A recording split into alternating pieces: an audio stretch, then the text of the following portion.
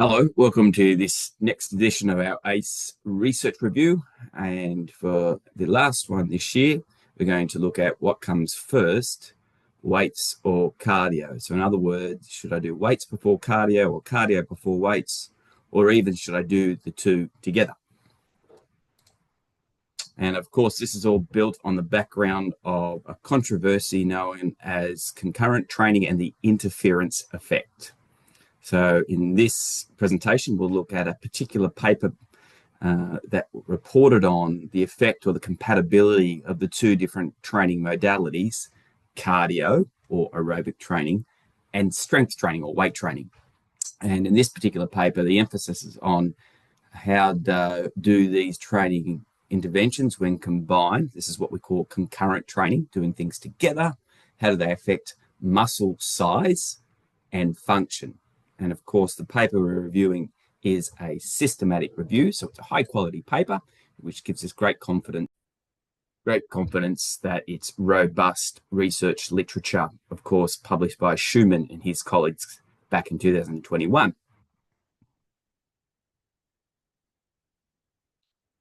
So essentially what the review aimed to do is update the evidence on whether doing aerobic training and strength training together in the same session actually limits your gains in muscle size. So if you're trying to grow muscle, or if you're trying to build muscle strength. So the authors also explored whether the training order, the type, or the frequency makes a difference as well. And it's useful to think back to this debate because it's been going on for a long time, and it really was started when a researcher by the names of Hickson back in 1980 found and reported in a study that a combination of cardio and weights together actually hindered muscle strength gains compared to doing weight training alone or resistance training alone. And you can see here in the slide some of the reasons why some researchers believed that there is an actual interference, and it comes all the way back to how these different training modalities, so when you're doing weights and cardio, what are they actually doing to your cells, particularly your muscle cells? What signals are they providing? What proteins are they turning on? And what is the downstream effect of the training intervention? So if you're doing lots of cardio, for example, as you can see in the image here, of course, one of the targets of aerobic endurance training is improving your mitochondrial function, including mitochondrial density, and a few other markers of mitochondrial health. And typically that's what we expect. And when we compare the cellular response to weight training, of course, it's all about making the muscles increase their size and their performance. So the effect on the protein filaments themselves. And then when you do the two together, is there actually an interference of these signals? Do the signals that are going to the muscle get affected in a negative way? And this is what we mean by the interference effect. But it's important to note that for a lot of people, they've got no choice but to combine the two types of training types. They just don't have the time to go to the gym in the morning to do weights and then cardio in the afternoon, or vice versa, do aerobic training in the morning and then weights at night, or even doing the different training sessions on different days. So a lot of the reasons why the concurrent training debate is so popular because so many people need to do it. And even athletes themselves often need to train the two different training modalities together or very close to. So it's an important question to ask and to answer.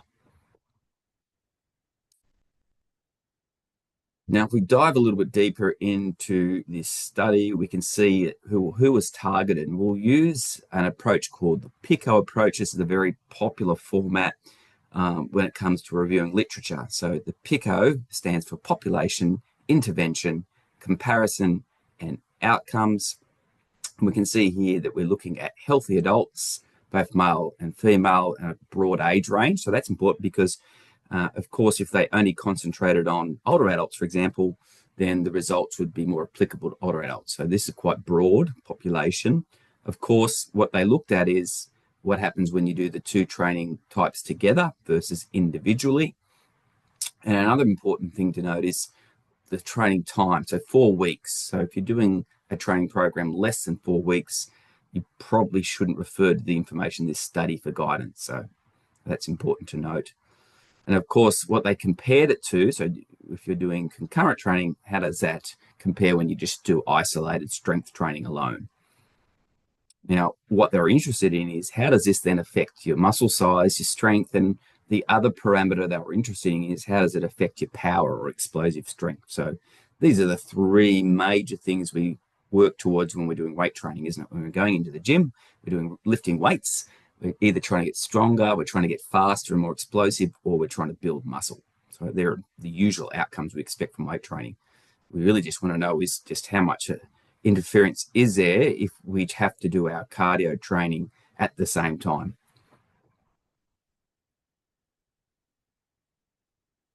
Now we'll walk you through the results of this study. So each dot on this graph show an average difference and we're looking at starts explosive strength. So just orientate you. The first results we want to look at is how does concurrent training affect your power and explosive strength. So each dot here shows the average difference in explosive strength between a group who do just weight training and strength and a group who actually do the combined training, the concurrent training. Now, if the dot sits at the center of the line here, you can see here, the closer that dot's to the center of the line, it means there's actually no difference between the two training types. In other words, no difference if you did strength training on its own or if you combine it with aerobic training in terms of its effect on your power or explosive strength. Now, when the dots are to the left of zero, that means that the results favor doing strength training alone.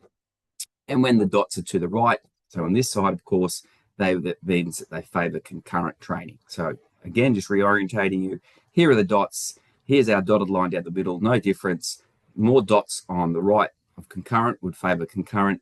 If there's more dots on the left, it's going to favor doing strength training alone. Now you can actually see here that most of the dots are just to the left. If you count how many dots are just to the left, you can see that they're favoring strength training on its own. So this gives a small advantage. So if your goal is to maximize, and I'm talking about maximizing explosive strength, then of course these results do suggest you're better off doing explosive strength training separately from aerobic training, not together, not concurrently, okay? But the difference isn't all that big.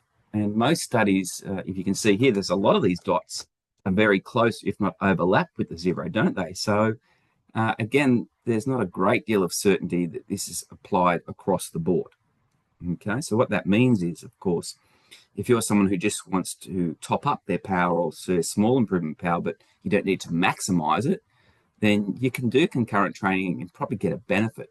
But if you get to the point where you really need to maximize your explosive power, that might be more applicable, let's say, for a sprinter, 100-meter sprinter or a high jumper, someone who's in a sport which is 100% explosive strength and power. Well, of course, it makes sense that you wouldn't combine aerobic training with strength training. In fact, you wouldn't need to do aerobic training because your sport doesn't really require any aerobic capacity. Something to think about. So that's explosive strength.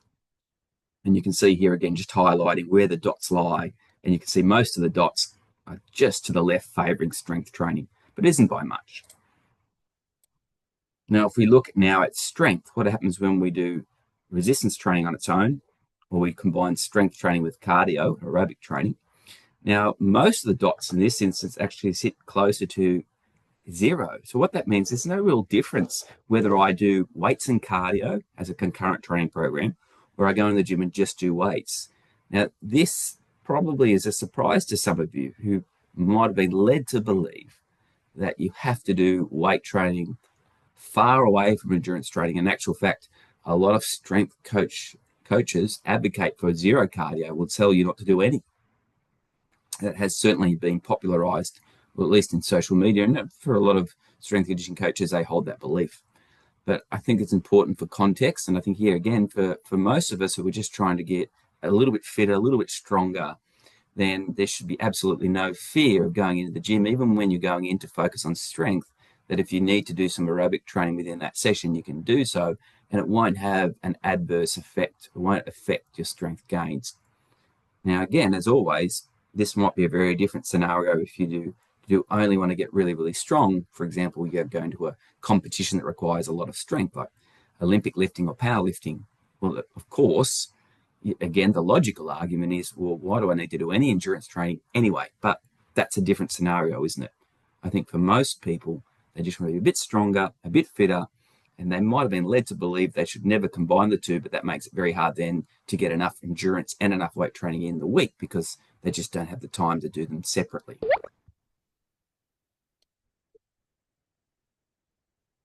And again, just highlighting, looking at this graph and just understanding that most of the dots are sitting very, very close to the center, which is no difference.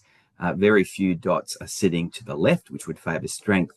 And in actual fact, there's quite a few sitting to the right, isn't there? So again, just highlighting, no real difference. And then lastly, hypertrophy. Again, the results from this systematic review showed that the scenario for hypertrophy was very much the same. Most of the dots sitting right on zero or very close to, very few of the dots sitting to the far left. And of course, the further to the left, the greater the effect. And again, so we can conclude that for muscle growth, doing your cardio training at the same time as doing weights, so whether you get on the bike first and do weights, or do weights and then get on the bike, or whether you walk on the treadmill, use the cross trainer, the rower, whatever it might be that you're doing your cardio, the bottom line is what comes first, weights or cardio? Answer is doesn't matter. And we can see that here. So to reiterate some key findings, that concurrent training does not affect your ability to get stronger or your ability to put on muscle mass. Okay, so the only time it becomes problematic or a challenge is if power is the main focus of your training session. Now, whilst we do have an understanding of what's happening at the cellular level and these molecular pathways and particular proteins, some proteins that are responsible for helping us build muscle when they're activated, such as the mTOR proteins and downstream molecular effects, obviously are important for muscle growth. And for aerobic adaptation, we're more interested in the AMPK proteins and their effect also on metabolic health.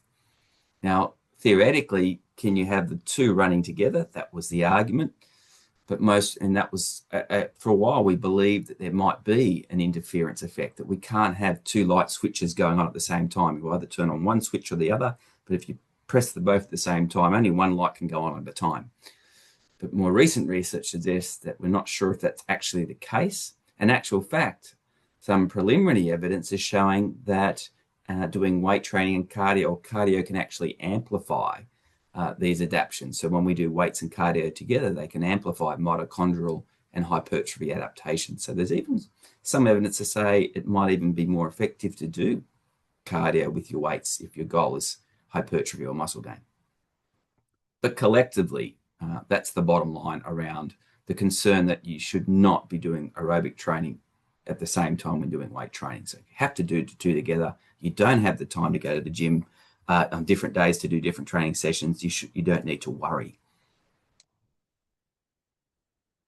And again, just reiterating recommendations and another great infographic from Jan Limor highlighting some of these important take-home messages about the concurrent training effect. And if you're untrained to moderately trained, it works really, really well. So you can see here that for a long period of time, if you're helping somebody get started in fitness, perhaps, and you're giving them recommendations, you don't need to tell them to do the weights and cardio on separate days. They can do the concurrent training approach, and you can see that will get them pretty good gains for quite a long period of time. At some point, of course, there'll be some divergence in these adaptations, and of course, you might need to start specializing. But in terms of the immediate effects on your strength and muscle size, it's okay. The only time that we need to think about the interference effect is when we're dealing with highly trained endurance athletes who are doing super high volumes of training, like they're doing massive amounts of training. And it's not because the two interfere with each other, doing weights and cardio together. It's just the fact that there's a finite limit to how much training volume your body can tolerate before recovery is affected. And it's because of these high training volumes that endurance athletes do. They're doing big training volumes, of course. Strength gains will eventually be compromised. And again, just reiterating, it's probably because you've got this massive training load that you can't recover from, rather than then this interference effect at the cellular level being responsible. So again, highlighting that unless you're a highly trained endurance athlete, it's perfectly fine to go into the gym and do weights and cardio together. And it even seems reasonable to suggest that the people who have done very little training, those just starting, should actually start with a combined training program, because they're actually complementing each other, and you might actually get better gains by doing weights and cardio together. As I said, that's some emerging new research coming out showing that there can be a complementary effect of doing the two modes together. So again, I hope that makes it very clear. It's not until you reach the advanced training status, which is usually in the years before you need to start thinking about separating your training.